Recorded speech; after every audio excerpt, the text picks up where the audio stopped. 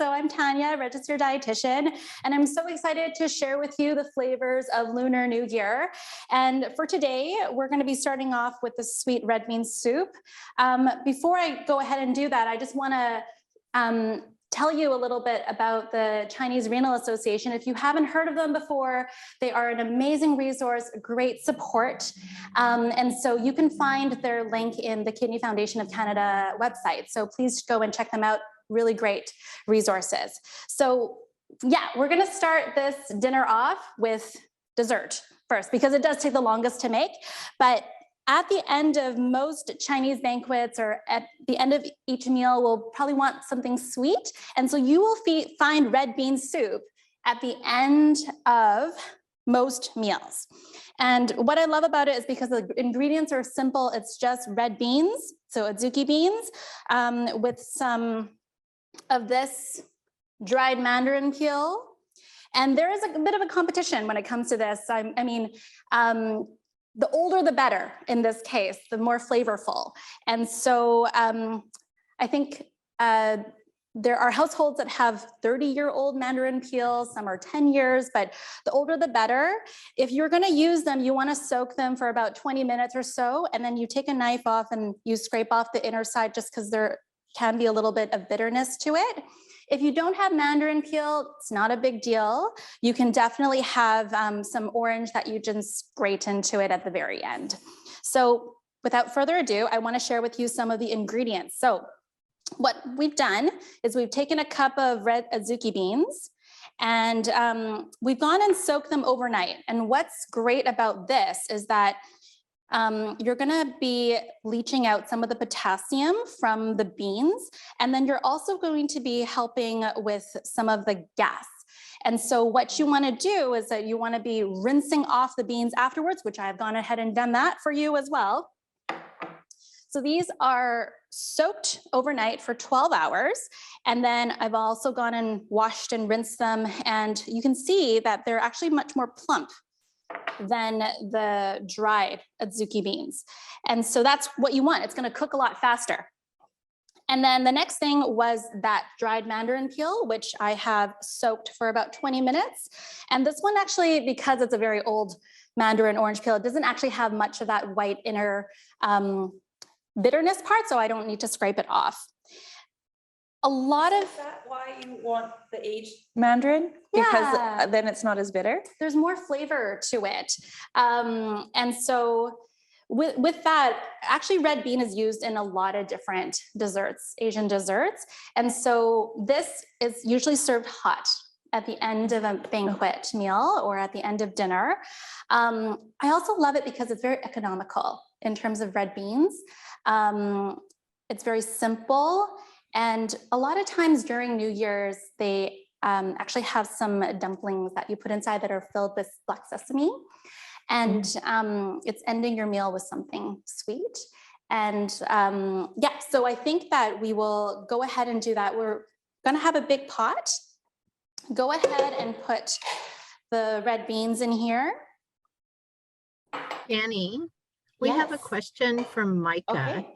Great. If they didn't soak the red beans overnight, can they use red bean paste instead? I've never tried myself, but I can't see why not. Right. And red bean paste, I mean, you're your own chef at home. So for this, you could adjust the water to your liking. So if you use red bean paste, I would assume that you would use, you could try off with 6 cups of water first if it's for 1 cup of paste. I've used 1 cup of soaked red beans, and then I've used about 7 cups of water here. But as it boils, it evaporates.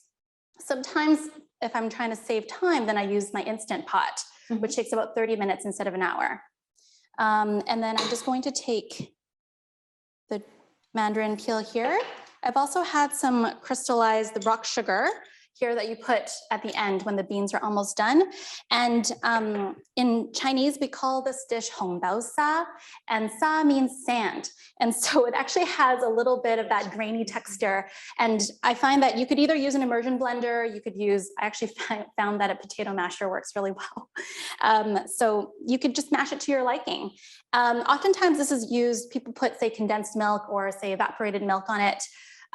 which actually does have phosphate additives. And so coconut milk is often paired with red bean soup as well. But I have found a coconut milk beverage that is low in potassium that you could also use to flavor without the high potassium. So we'll go ahead and pop this over onto the stove over here.